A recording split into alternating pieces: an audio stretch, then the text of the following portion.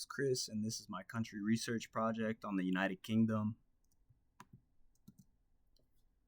The United Kingdom of Great Britain and Northern Ireland, also known as Britain, the United Kingdom, the UK,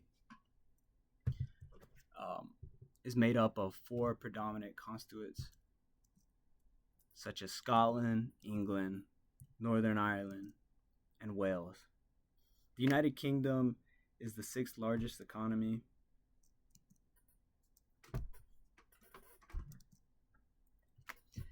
Their currency are pence and pounds. 100 pence equals 1 pound.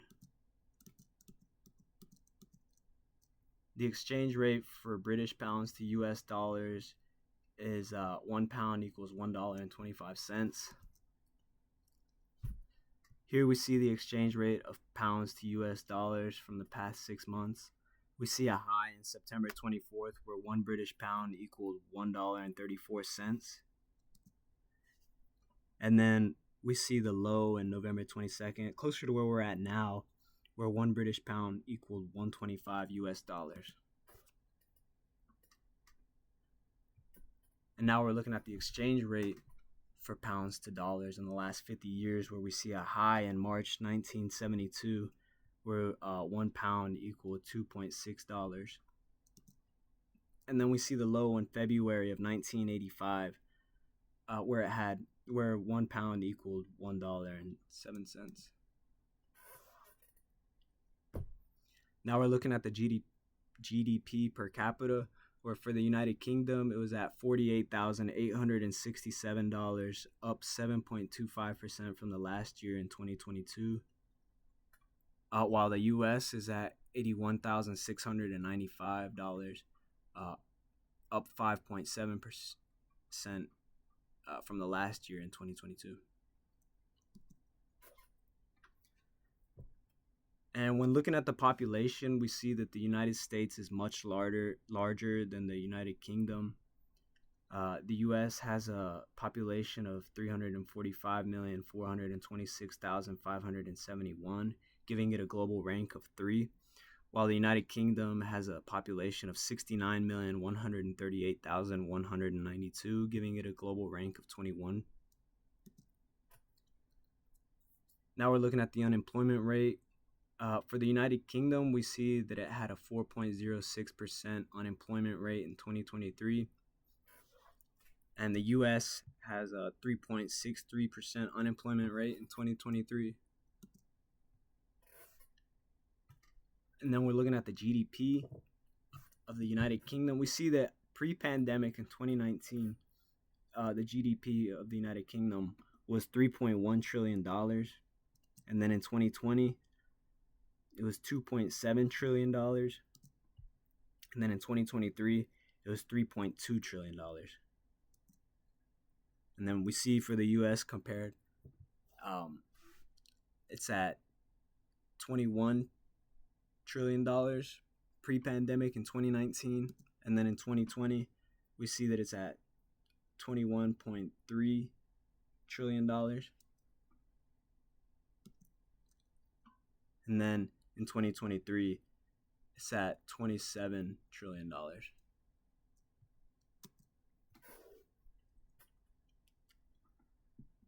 When looking at the inflation rate, we see that it's at, as of October 2024, it's at 2.3%, up from September, where it's at 1.7%. But looking at the inflation rate from just a year ago, we see that it's at 4.6% in October of 2023. So it's still lowering, still not as bad as a year ago. Now we're looking at the inflation rate from 1990 to 2023,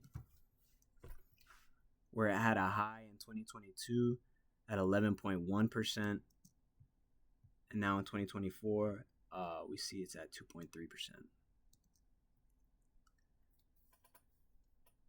So for the tax rates, it'll go for the United Kingdom. They're allowed up to $15,000 where they won't get a tax rate.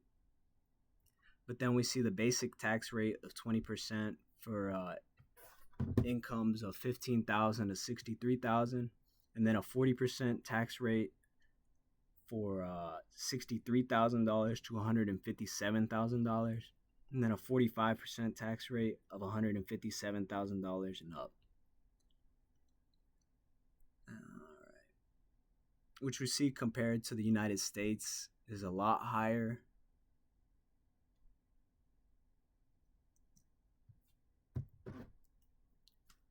Now we're looking at the debt to GDP ratio.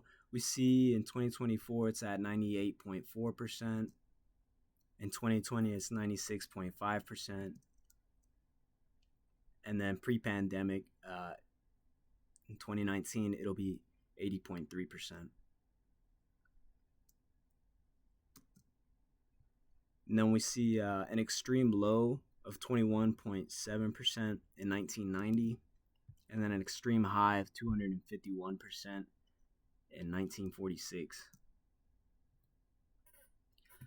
The top 5 importers of the United Kingdom are Germany, China, United States, Netherlands, and France. Germany's imports are worth 79 billion, China's are worth 49 billion, the United States is worth 45 billion, Netherlands is worth 43 billion, and France was worth 31 billion. All this in 2023.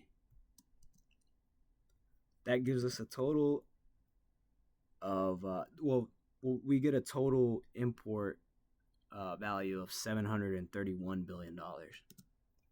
And then we look at the exports. The top exporters for the UK was the United States, Germany, France, Netherlands, and the Irish Republic. We see that the United States exported $60 billion worth of goods. Germany exported $40 billion worth of goods. France, $24 billion. Netherlands, $23 billion. The Irish Republic, $21 billion. With a total exports equaling $493 billion. Putting those together, we get a trade deficit of $238 billion.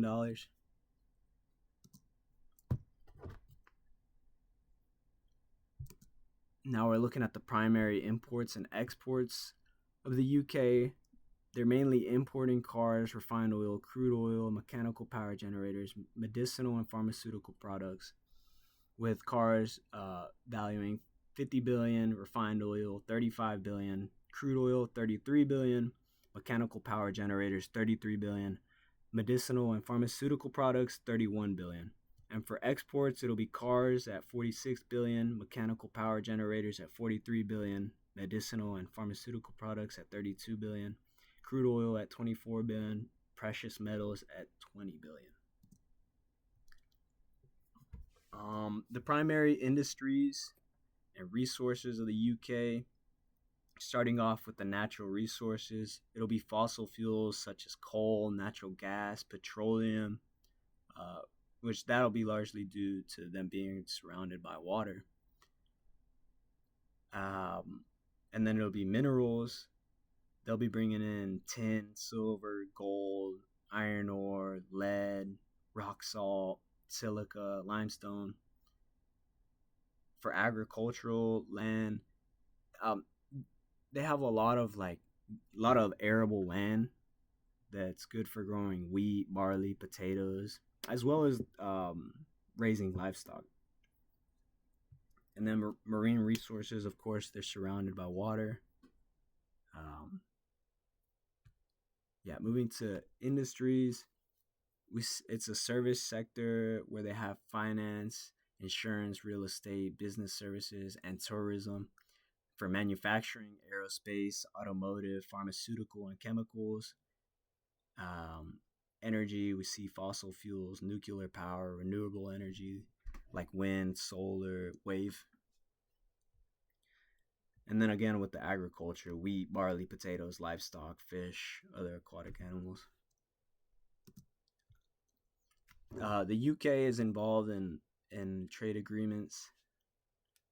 Right now, the UK trades with 100 countries, 27 of which are in the EU, and the other 73 are from other trade blocs and other individual trade agreements. But the UK is a part of the Trade and Cooperation Agreement, the African Continental Free Trade Area, the Gulf Cooperation Council, and then they're set to join the Comprehensive and Progressive Agreement for Trans-Pacific Partnership in December 15th of 2024, less than a month away. These are my citations. Thank you.